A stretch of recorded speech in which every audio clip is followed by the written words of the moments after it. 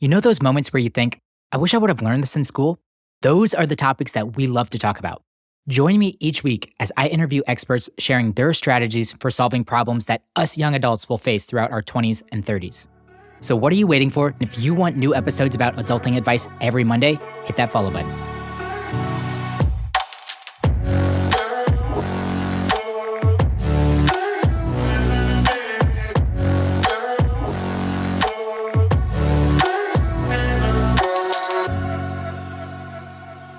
Well, Pete, I'm excited for this conversation. So, careers can be challenging, especially for early career professionals. There's a lot of questions around impact and fulfillment, work-life balance, career advancement. And when you're new to the workforce, these questions are hard to answer, especially on your own, with you feeling so uncertain about so many things, which I feel like is the reason why it's very important to surround ourselves with the right people that we can confide in and help be a sounding board, which led me to you in the concept for this episode today, which is a personal board of advisors. So Pete, you are very passionate about it. You, of course, you have a lot of in-depth knowledge considering you're writing a whole book about creating a personal board of advisors. Let's kick things off. How does a personal board of advisors differ from just having multiple mentors? So let's think about what a mentor is. Let's think about how a couple of mentors can help. And then let's kind of graduate to step 3. Yeah. Right. So mentor, somebody that's going to help you progress in your career. They're going to help share insights, perspectives, and experiences. And I really think of the good mentors as the people trying to guide you on that journey, right? We're all navigating this professional path together. And some of us, let's face it, we don't know what we don't know. And if we can talk to folks that have been there, done that, and they know what to do and also what not to do, then that's super helpful.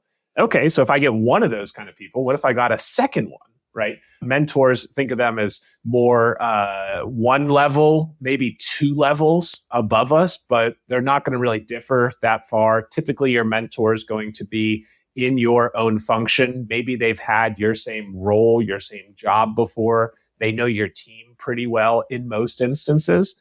And we can have 2, 3, 4 mentors. The concept of the personal board brings more diverse perspectives to the overall equation. And so think of this as a mentor that's in your function, a mentor that's out of your function, somebody that's on your same level, somebody that's a couple levels above you, somebody that's different than you. And you can even have the different people that you go to for non-work stuff on your personal board of advisors. Maybe you even have a coach that's on there. So that's kind of the difference, is adding more complexity, and it's for a more strategic approach to your long-term success, if that makes sense, Justin. I think that makes a lot of sense. And I'm very passionate about mentorship in general. I think it's important to find a mentor that you can rely on early in your career. This just feels like mentorship on steroids in a good way. Like, yes, it can be complex. Pete's got to share a whole lot of ways that you can simply create your board and then continue to develop your board over the period of your whole career. But I do like it. And of course, it's successful because many Fortune 500 companies and startups have a board of directors, and they rely on them for a lot of insight to help guide and kind of shape the direction of where the company is headed. Do you find that, kind of playing devil's advocate here, that the personal board of advisors is just overkill if you're not a entrepreneur or a tech founder? Do you feel like it's important for even the everyday career professional that is just really excited about advancing their career, but let's just say they're a finance analyst in a company right now? Wow, it's like you're going through my brother's resume here. So let's just say, hypothetically, there's somebody that's 5 to 8 years into their professional journey, and they get to a point and they're like, I'm working for this Fortune 100 company. I switched. I'm now working at a Fortune 1000 company, and I'm kind of like at a question mark phase in my path where I don't really know what I want to do next, exactly where hypothetically, right? All just hypothetically, of course. And, boom, this concept of having a couple of different people to bounce ideas and perspectives off of seems like not a terrible concept, right? You have this internal struggle and you're like, what is it that really gets that spark going? I don't know if I found that exact thing that really fires me up truly. So this concept of talking to people that have been in your shoes before, talking to people that you aspire to be like. One of the things we'll talk about today when we get to the career map is maybe not having future positions, but future people that you want to aspire to be like. So thinking about this, right back to the personal board of advisors, early to mid-career, it's the concept of being aware of you don't know what you don't know, again, but having a couple of different informational interviews, one, to explore, hearing about the paths from people that were in your role and also tangentially in your role. So like if you're in engineering, perhaps you mentioned the finance person, right? A finance person might have a cross-functional mentor that's in engineering or in law or in marketing, right? So they're one over on kind of that organizational chart, if you will. And they're able to say like, hey, here's kind of what it's like over here. And here's kind of what you could do as you keep progressing. Here's some of the other things to think about. And again, back to the other piece of, as much as we want to plan for the future and the things we want to do, it's super important to have those voices and those personas and those guides that are keeping us accountable of what not to do along the way. So this concept, right, personal board of advisors and the career map is extremely valuable whenever you're in those first couple of years of your career, because there's more variables in the future. There's more question marks in the future, plain and simple. Totally fair. I think that trumps all arguments that I have for going against the personal board of advisors outside of, like I said, the unknown, which is kind of how to build it, how to make the most of your personal board of advisors. The last thing I want to do is formalize this and invite all these people on and then not utilize their time or feel like I'm utilizing their time wrong, which we will get to. But first, kind of structurally speaking, you've already mentioned this functional mentor. In your book, you included 10 different kinds of people that you can have on your personal board of advisors. Can you give us a high-level overview of a couple of those and then maybe drill down into one or two just to kind of talk about what that specific function is and how they can support you in your own career map? Let's have a little fun with this. So I'm going to read off some of the short descriptions of what these are. And you tell me if you've had somebody like that in your life. Let's and you can kind of say like, yeah, I've had one of those. No, I haven't had one of those. And so then based on your responses, I'll decide which ones I dive into a little bit deeper. So okay, who knows which way this is going to go? Have you had somebody that guided you on your path from a different function, right? So you've been in the tech space and kind of sales, but they might have been in legal. Have you had somebody like that sort of guided you? Yes. Okay. Maybe 5 to 10 years ahead of you, professional experience-wise? I would say so. Cool. Let's call them your cross-functional mentor. Okay. I call them the specialist mentor, the outside advisor. Okay. Next one. This is somebody who's like 2 or 3 levels above you. You're not going to go to them for very, tactical advice, but more so like long-term thinking. You might have called them a split level in the past, typically inside your organization. Have you had somebody like this? Mm-hmm. Yeah. We call him Steve. Okay, Steve. I like to call it a champion, but Steve the champion sounds pretty solid to me, right? Okay, how about the person that signs your time card? Have you had one of those in the past? I've had a boss. So I like to call it a manager or supervisor because it's interesting. You read a lot about like the terminology and the connotation of a boss, but I like to think of supervisor, right? The boss can be a superhero in your career, right? And help really get you to those next steps. They can also be a super zero in your career and really put the brakes on things. So you have that one. How about, Justin, whenever you started at an organization, was there somebody that's maybe got assigned to you, within 1 to 3 years of experience? Sure. Like my onboarding buddy. Your buddy. Exactly. And so how long did you stay in touch with that individual? Maybe 3 to 6 months. Okay. So I think that onboarding, orientation, integration, assimilation process should go for 12 months. And whenever we do that 12-month process thing, right, organizations see an increase in 82% of first year retention. So wouldn't it be great if we could invest in these people and they stay a little bit longer? So, Yes. hey, there's some ROI. If you're in an organization, you're like, boss, CEO, leadership, CFO, we got to do this thing, right? Let's talk about how we can put these things into play and show that ROI, right? Let's save you time and save you money and actually make you more money. Cool. All right, let's go to the second half of this. So just to recap, we've talked about a cross-functional mentor, a champion, a manager, a functional mentor, and a buddy. Actually, we didn't talk about the functional mentor. So I'm just going to not even ask you a question. But dang it. This is somebody, somebody that's been in your shoes before. You aspire to be like personally, professionally, maybe even spiritually, if it makes sense on that side.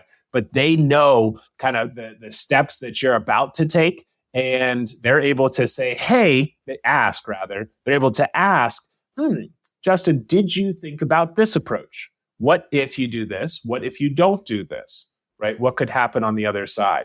So important that they're guiding you rather than recreating. The best mentors, functional mentors specifically, right, have done it. Whereas the cross-functional mentors was if you're an engineer, they're a lawyer. But the functional mentor is saying, hey, I'm not going to just copy and paste my life into your shoes. We're going to develop your own goals. So for the goals piece, which we work on with each of these board members, I call them SMARTY, SMARTY. And you're probably like, yes, we've all heard of SMART goals. What's this why? Great question, Justin. I'm glad that you asked. So specific, measurable, achievable, realistic, timely, and the why is for yours. Exactly. Because how often do you see somebody that's like, oh, I'm doing this thing because somebody else said I have to. Yep. And I've been in there. You've probably been there at some points in your career. And it's like, hold on a second. Is this really for me? Or is it not? So those are the first 5. Let's get into the next ones. So have you ever hired somebody that you pay, right? The mentors we haven't paid to help you complete something, to develop a new ability, to achieve a certain certification or milestone, help you prepare for a certain goal that you had. Maybe it's in the office or out of the office. Yes. Okay. We call this person a coach, right? Okay. So very tactical, and they're going to guide us, hold our hand, but they're, again, less strategic, if you will. And again, they're likely outside of our organization. So with each of these roles, we like to think internal versus external. And this is the only one that I think, should be paid. Again, Pete's opinion here, not one size fits all. Cool. Let's keep going to this one. Somebody where you're like, hey, over the next 6 months, I'm going to work on this specific task or project. Maybe it's going to the gym, for example, right? And they check in with you on a recurring basis. Have you had somebody like this in the office, out of the office? Mm-hmm. Like accountability partner? Accountability partner. There you go. Ding, the ding, responsibility advisor. Dang, so you should have tried to let me guess on each one of these. There we go. Okay, so how about this one? Somebody who's a super connector and advocates for you while you're not in the room. Ooh, sponsor. A sponsor, indeed. So sponsor is a little bit different than a mentor because the mentor is giving of their time, where a sponsor is giving of their brand. And again, that's the super connector piece. And they're the person that's saying, hey, Justin probably should be, thought about for this next promotion. Hey, I'm going on this work trip and I should bring Justin with me. Typically, your sponsor is going to be, 7+ years ahead of you. It could be a little bit less, a little bit more. That's perfectly fine. And I like to have them inside your organization. Sure, you can have a second sponsor outside of your company, but, we're thinking about it in that way. You're influential advocate on that one. Okay. The next one, Justin, is somebody that looks different than you on the inside and or the outside. They bring different perspectives and they help you not get sideswiped by diversity. Yes, that's an important piece. So we call this the ally. And if you want to learn a little bit more about allyship, go check out Dr. Victoria Mattingly and what she's doing with her company, Mattingly Solutions. Very, very good friend, ally of mine, right? So this is something, again, like I said, it could be inside, outside. So think about these individuals that, maybe it is across gender, across race, across cultural background, socioeconomic status. Maybe it's across different abilities, veteran status. There's a lot of different ways that we can find allies and folks that have different lived experiences than us. And it's something particularly important as we keep progressing. So your ally, kind of as you get into the 4 to 5 to 10 years of experience, you don't know what you don't know. And the first few years, you're just trying to figure out, hey, how to get up and running. Then in that like phase 1.5, 2.0 of your career journey, that's where the ally can really unlock some of those other things. Because, hey, what do we say a couple of times so far? I don't know what I don't know. And that's where the ally helps us out. All right, you ready for the last one? Yeah, Number 10, 10 of 10. So this is somebody that you and I may not yet have on our personal boards. So there are certain board seats that we'll fill early in our career, middle of our career, and later in our career. So let's think hypothetically, right? You're an executive probably over at Microsoft by this point. Maybe we fast forward 6 to 7 years in the future, for example, and you're getting ready to go spend more time with your family. But we need to make sure that all that institutional knowledge and the know-how and the relationships is handed off to somebody else. So, and maybe there's a couple of somebody else's. We want to make sure that you, right, being the great, fantastic strategic leader that you are doing this proactively. So what do you think this board seat might be called? It's like your Padawan. Padawan, that's a good one. You could also call this your successor or your protege in training. And along the way, we can weave in some of the concepts of reverse mentorship in here as well. So those are the 10 that we go through. And I'd ask this question. Have you, in your experience, Justin, had one person fill multiple of those seats at one time? I would say there might be people in my life that could fill multiple seats at one point in time, but sometimes I almost think that it would be a challenge. Like I've had the fortune of having great managers all throughout my career, and it's been a blessing. And many of them have also played functional mentor or even sometimes sponsor for myself. But it can be a challenge if they're also playing the role of manager or supervisor.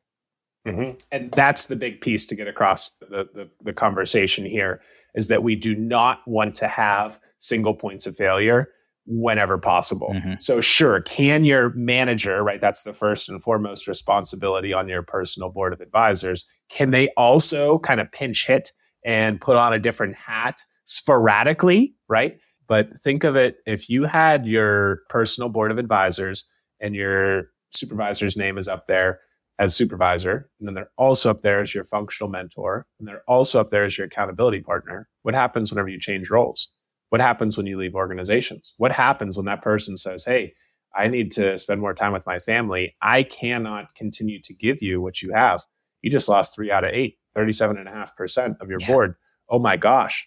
I don't think anybody's going to want minus 37% on any kind of a test, sure. Right? So thinking about those single points of failure. And you might say, hey, the people listening, I'm just getting started, right? I'm coming out of high school. I'm coming out of college. I'm 2-3 years into my professional journey. I don't have all these 8 people. That's okay, right? So in the first 1-2 years of your journey, if you have one board seat or one person's name in multiple board seats, I'll let it slide. But once you get to 2 years into your career, 3 years into your career, could be at different companies. That's okay. Really challenge yourself to find one name for each of those 8 seats. Mm-hmm. Yeah, I think if you're really embracing the concept of a personal board of advisors, the ultimate goal is diversity of thought. And if 3 of your 8 seats are taken by one person, even if they are capable of and competent to change the hat and look at it from that other seat's perspective, they are still only one person and really truly only have one perspective. So I think it's good over time to build your board into each of these, just because you've given such a great roadmap into like, how do you supercharge mentorship by looking for these specific people in these 10 different seats? Because I think these are almost all the critical aspects if you're looking for career mentors. And what you said right there, the career mentors and how do you supercharge it? So there's a couple of things. It's not just what we've done in the past. These individuals can help us forecasting and planning for the future. Mm-hmm. And so one of the other pieces that we like to talk about is what you go into in the conversations with each of them. Because, hey, we're not on this session to just talk about things, right? We want to give people some takeaways and some things that they can do. So let's jump into that. Maybe we can pick 2 of the board seats and you talk to me or tell me how me as Justin would interact with this board member, maybe some potential questions that I could have for him. How often do I meet? All of the typical questions that you're typically getting whenever you throw out this concept of personal board of advisors. I'd be really curious. The two, if you want to go off of my thoughts here, would be functional mentor and sponsor. I feel like these are two really solid seats that I'd like to flesh out a little bit more and maybe have a pretty diverse, at least a diverse sense of how I would potentially interact with each of these. So kind of starting out with like, how often do I meet with them? Is it in person? Is it remote? Is this monthly? Is it quarterly? Is it text? Is it always face to face? Talk me through those logistics. And then I'd love to get into a conversation about some actual questions or how do I utilize this board member? Yeah. So let's talk the functional mentor. So this is somebody that's hopefully inside your organization, right? Internal, 5 to 10 years of experience ahead of you. Ideally, they've been in your shoes before, right? Have had that same position. Maybe they know your boss already. They know what's expected. They have an idea of what's expected of you. They've probably been through a couple of, performance reviews at your organization. To answer your piece around how often you meet with them, we want to, early in our career, we're going to meet more frequently. And early on in our relationships, we're going to meet more frequently. So what I might suggest is you're going to meet every other week, right? So every 2 weeks for the first 2 months, right? So those first 4 meetings, we're just going to kind of go through that short 30-minute meetings. That can be fine. Once we get past those first introduction conversations and kind of setting the groundwork, our goals, our expectations, because let's face it, if we don't have the what we're going to do and how we're going to do it ironed out and agreed upon early on, how in the world are we supposed to be able to succeed long term? Then we can get into monthly. And I think the monthly can take place up until that 6 to 8 month mark. And then if you go bi-monthly, I think that's perfectly fine. I, really try to not let it go more than once a quarter with your mentor. And I really try and keep your mentor to once a month. Mm-hmm. But it's not one size fits all. One example, I had a mentor, Paula, who graduated from mentor to champion. And so what that means is she just kind of got to be more strategic. She got super, super busy as she kept getting promoted. And we just did a little rewiring, right? You can go through the iring process in the book, but some rewiring of what my board is going to look like. It's okay that it changes over time. Yeah. And it sounds like it probably should. Oh, yeah. Yeah. Our lives change. Now, you asked the question about the remote piece. So, hey, we're living in a WFX kind of society, right? Work from anywhere. Mm-hmm. So I like to think of it as a story of one of my buddies who's a psychiatrist. And he's getting very involved in telehealth. And I said, dude, how in the world can you truly assess one of your patients if you're not there in person? And he said, Pete, think about all those folks that have nothing and they're not able to get to a doctor. How special is it that you can give them a little bit more while you're not physically in person?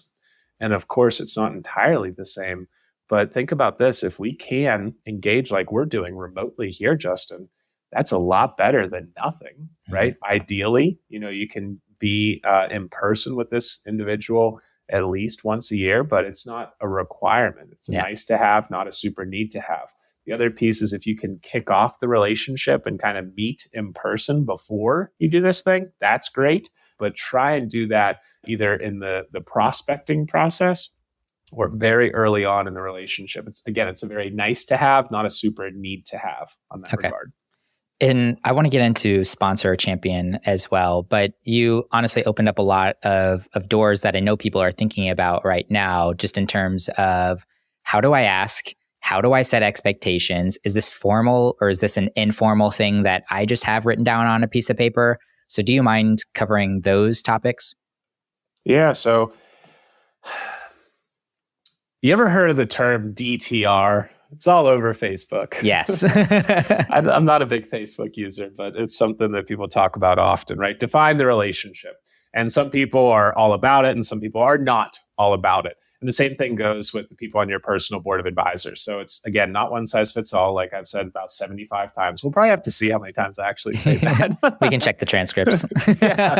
But the interesting thing is some people just love to be there as a sounding board, and you can have informal functional mentors. That's okay. A question I get a lot is, do I have to say, hey, Justin, congratulations, you've been promoted to my functional mentor, first chair functional mentor, board seat on Pete Schramm's personal board of advisors. You could say, wow, that's really awesome, fantastic. You might say, oh, geez, that's a lot of work. Yes. The other, response might be, I am not ready for this right now. Me as a first board seat functional mentor? No way. But if I was like, hey, can I bounce some ideas off you? You've been in my shoes before and just kind of want to learn from you. You'd be like, yeah. So you want to feel that out, what makes sense. And you go back to the different motivations, conversation styles, how people operate. But I think they're going to figure out pretty clearly if you keep adding some structure to this over time and you keep taking the work off of their plate, and you can kind of sprinkle it in there and say, hey, thanks for being a mentor to me. Right? It's a subtle way to do it. And after a couple of conversations, you might even say, hey, you've really helped me out a lot here, Justin. Thank you for being a mentor. I actually have you on my personal board of advisors. I don't know if you've heard of this concept before or not, but just wanted to sort of share it with you. So kind of how can we ease into this piece? And then it gets to be up to you how formal you want to be with this process. I've done it where it's formal, it's informal. I've talked to now thousands of people, and some say, yes, formalize it. And some say, no, you don't need to. I would agree. I could definitely see someone being overwhelmed by the ask or the thought, especially early on, whenever you're still building your relationship. I'm actually the opposite. I'm a type A. So when someone's like, hey, I'm building a personal board of advisors and I want you to fit this, can we meet twice a month? And here are my goals that I want to set between us. I'm like, heck yes, I like this. I'm somebody that loves when somebody puts organization and takes charge of the situation. And I think that would be important in any general mentorship, but especially in your concept of personal board of advisors. You can be owning the process. You can be the one driving the agenda and everything on the background. And then you can feel out with whatever board member that is, if it makes sense to make it more formal or to kind of formalize it in your own head in the background, and then just kind of lean on them as somebody that's supporting you in this journey. 100%. We're steering our own ship. You are the captain now. You asked the other piece of how do I ask somebody? Yeah. So, you just did a great job right there. Hey, I am building my personal board of advisors. This seat is open. I thought it might be worth us having. And you by this point, you've already had a conversation with them and you like them as a person, right? There's 14 different pieces of the checklist in the book that we talk about, where it kind of goes through the non-negotiables, the nice to haves. And you might do a lot of these, but it's kind of how do I actually add some more structure, right, to this process. But you could also say, hey, I'm just looking to learn a little bit more about, this industry. I'm just trying to learn a little bit more from people that have been in my shoes. Hey, I'm just trying to learn about other opportunities and from other professionals from different, walks of life and different perspectives. And people love to talk about themselves. If we go back and look at this transcript, it'll probably be like Pete's talking a ton, Justin's not talking as much. So it's like, there you go, case in point, exactly right there. But there's a couple of different ways to ask if somebody would be on the personal board of advisors. And you first, right, kind of the pre-ask is just like in dating, right? You're not going to say, hey, will you be my boyfriend, girlfriend? Without, feeling out if it's a good fit, right? One of the pieces is, can you spend time with this individual? Do you trust them? Do you respect them? Do they have time for this? It might not be good on the timing side. So those are a couple of ways that we can ask. I like a couple of those pre-qualifying questions that you put out there, because even though they might be the ideal fit for you, at least in theory, if they don't have the time and they're not going to give you the time, it just doesn't make sense over the long run, probably even the short run, in all honesty. Yeah, exactly. And we just like in sales, right? If it's going to be a no, let's get to a no sooner. Let's not waste your time. Let's not waste my time. And that also shows a level of maturity through things. You don't have to burn the bridge just because it's a not right now. Doesn't mean it has to be a no, not ever. Yeah. Well, you gave me your laundry list of things that's on your plate right now. You're launching a book and you have a couple of fun projects in the work and you have personal matters to deal with. And it might be that situation where I came to you and I was like, hey, Pete, I'm looking for someone to fill this board member seat. I think you'd be a great fit. You might come back and tell me all the things that you have. And it could be a simple, well, do you mind if I check in with you around the first of the year? It seems like now is not the right time, but maybe in the future it would be a better fit whenever you have a little bit more time. 100%. And the other piece to even loosen up on my commitment is to say, hey, we just want to, spend 20 minutes together, right? Something less than 30 seems less ominous. Yeah. Even say 25, is kind of like not that much. Do it once a quarter. I'll work with your scheduling link or your, assistant or administrator to find the time. I'll send the agenda over in advance. I'll take notes. You don't have to do that. I'll send them over afterwards. So how can you make it as frictionless as possible as you get into that ask? And I love the piece, Justin, of, hey, let's just revisit this in, 3 to 4 months from now. I'll take the responsibility. I'll take the action to go ahead and do that, but then actually do it, right? Oh my gosh. Amen to that.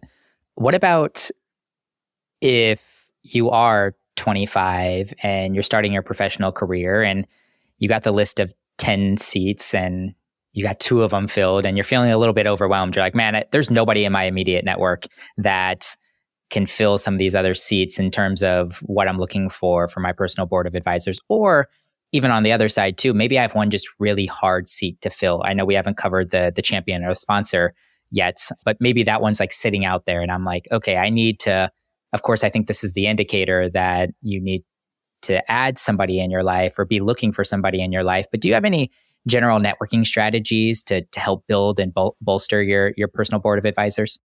Networking, we can do it in person. You might have some networking events. Maybe it's an alumni mixer. Just go and talk, to different people. Just build the relationship.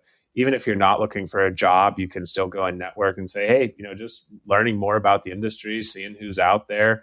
And you can be clear, like, I'm not trying to sell you anything. I don't know if I'm going to be able to buy anything from you, but if I learn, then maybe I can connect you to somebody else. And I, just added this to the book yesterday that, whenever you're at an event or a networking session that has booths, go around to the different vendors and just talk to each of them. What are you going to find there? Maybe some other people that are also not really sure who else is in the room. Mm-hmm. In the book, I talk about the 8 different personas that you find at a networking event. And you can kind of see like, oh, yeah, Justin falls into this category, Pete falls into this category. But how do we, again, reduce those friction points as much as possible? Another great way is go to the bar, right? You don't have to get an alcoholic beverage, right? You can get a tonic and on the rocks with lime if you don't want alcohol, and that's perfectly fine, right? Put it in your left hand so you can shake hands with your right hand and have your little napkin on there, and you're good to go. So that's kind of on the in-person networking side. Again, you can also use Eventbrite and look at free events that are happening. You can look at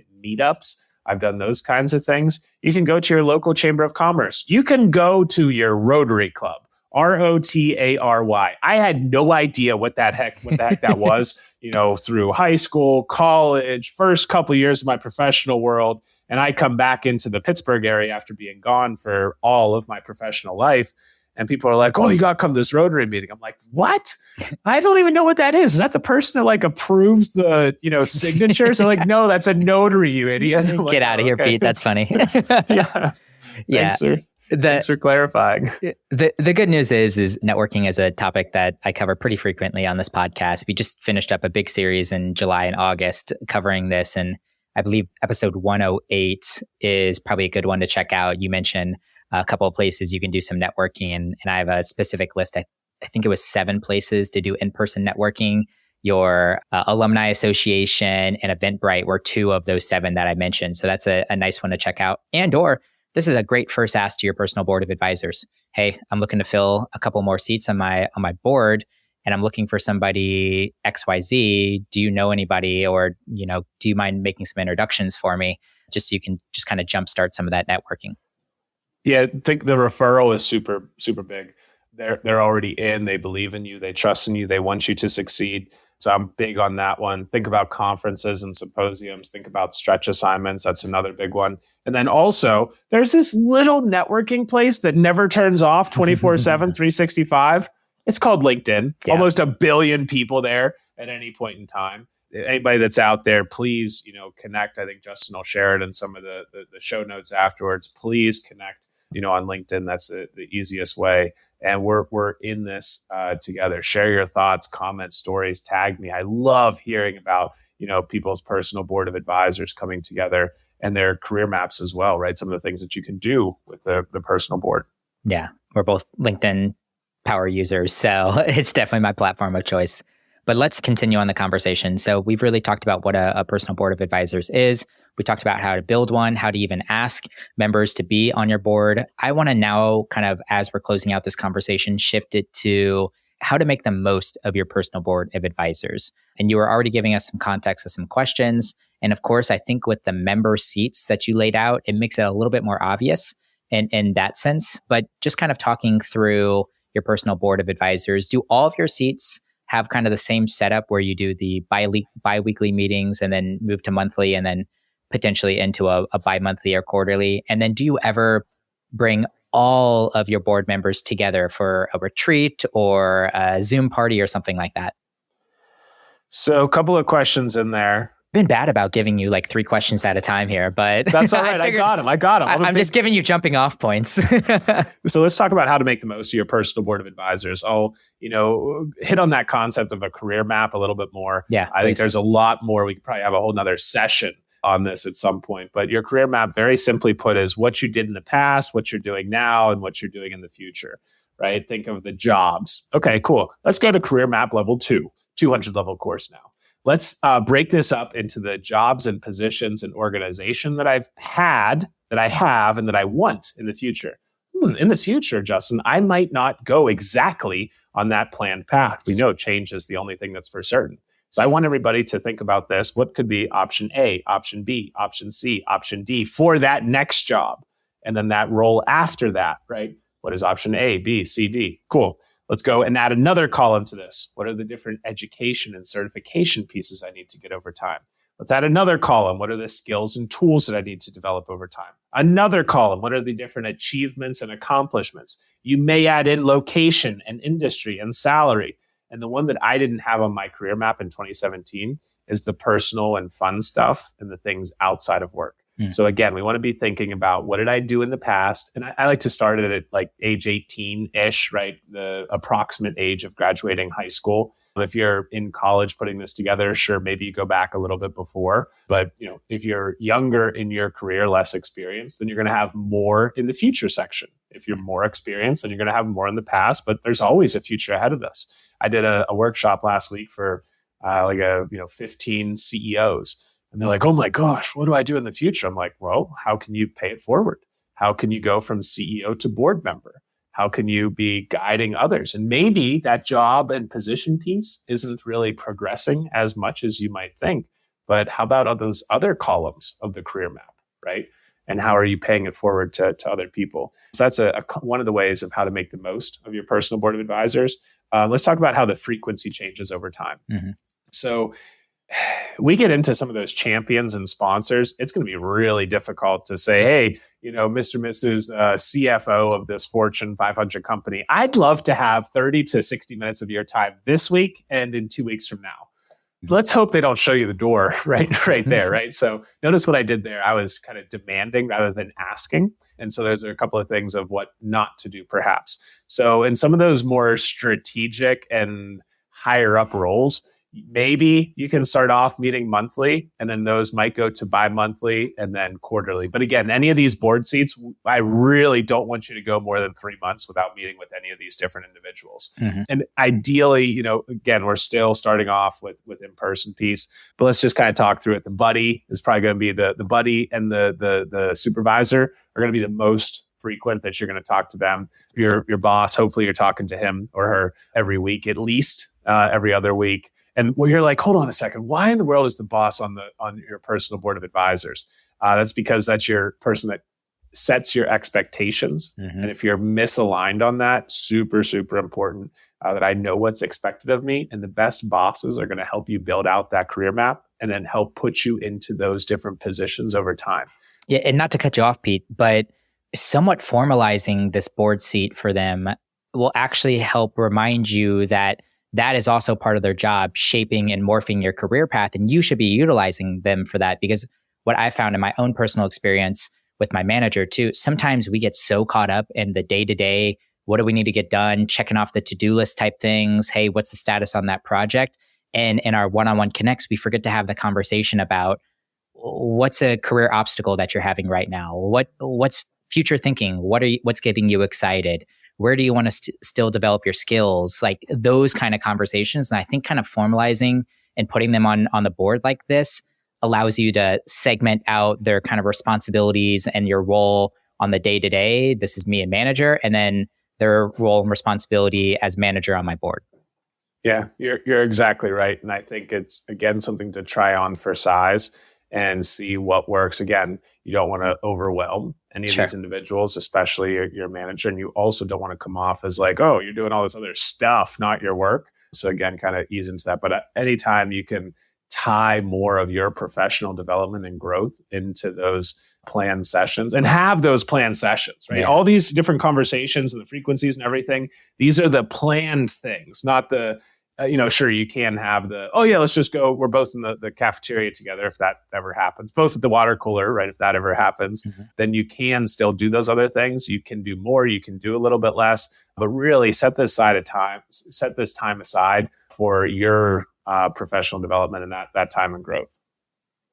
Makes sense. You asked the piece about the retreat.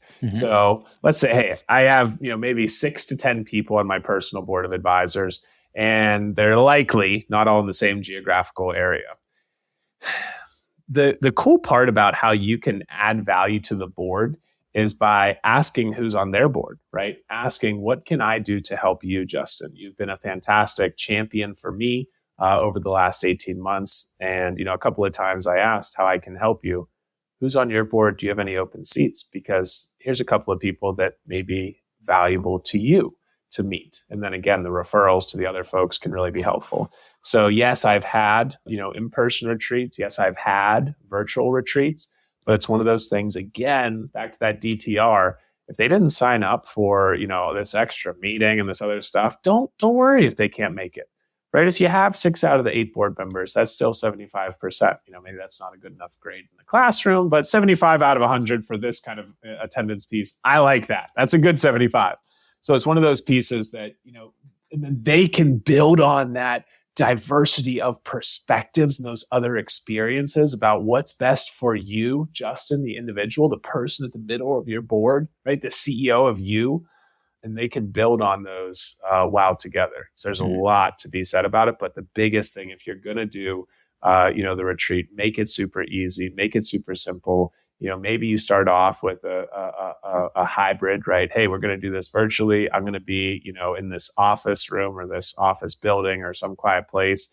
I'll order us dinner. If you're not going to be here in person, I'll DoorDash or Uber Eats something to you, right? That's a cool concept as well. Because again, we can say thank you. And sometimes I've had like the champion be like, no, I'll cover the dinner. I'm like, oh, thank goodness. Yeah. Right. Not mad about that. But then remember, we're going to pay it forward, right? Once we get to that point of like being able to, doubt. We're on the board of others like, hey, I remember what out. Yeah. Let me get this one. I got you.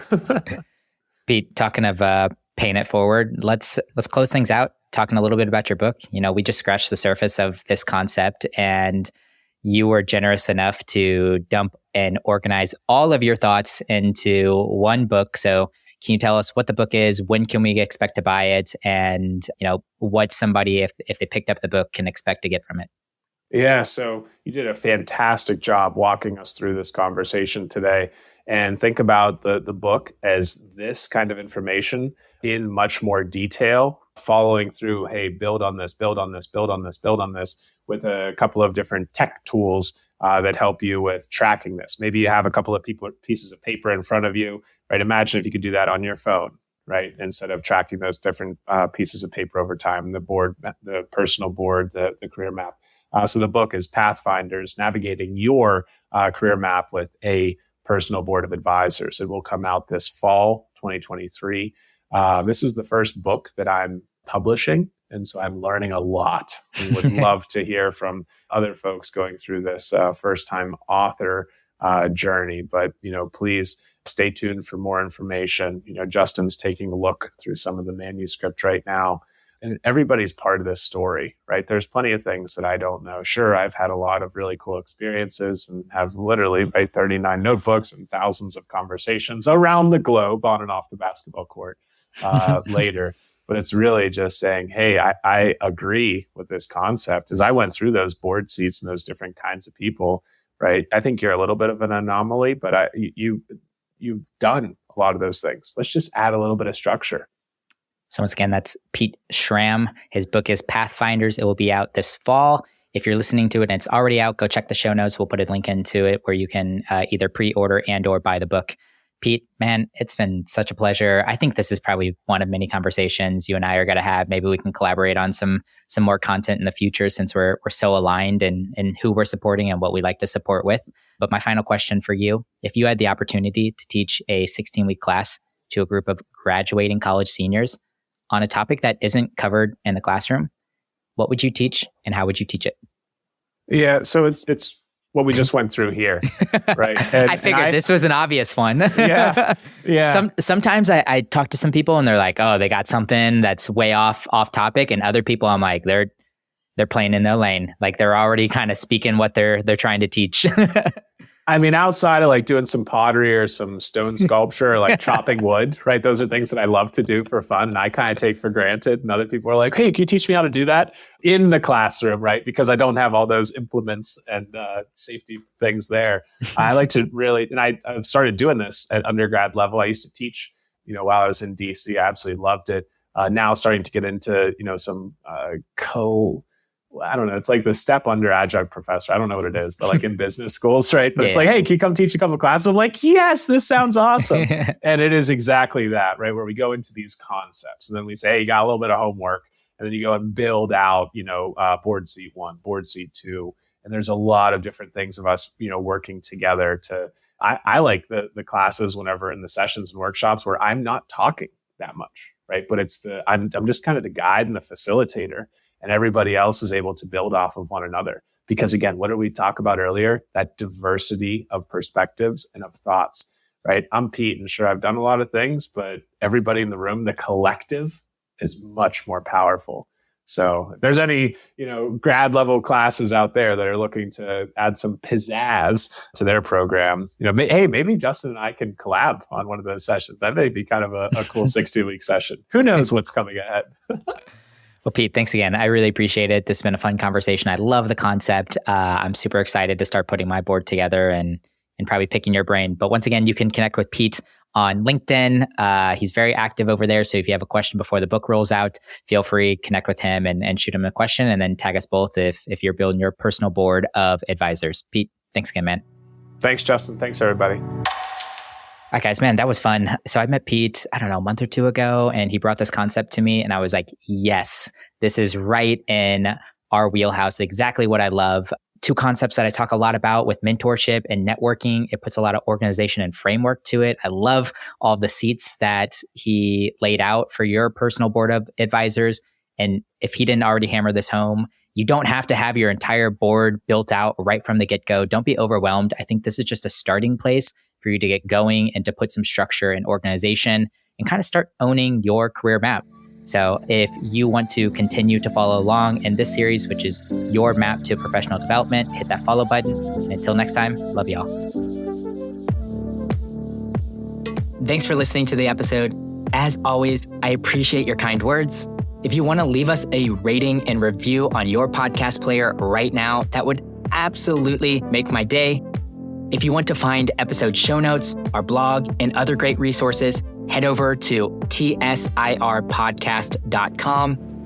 If you have follow-up questions, an idea for a future episode, or just want to say hi, we have a contact form on our website, and those messages go straight into my inbox, and I promise you, I will reply. But all right, guys, I really appreciate you tuning in. I love you all, and you're not alone. Let's keep making it through our struggles together.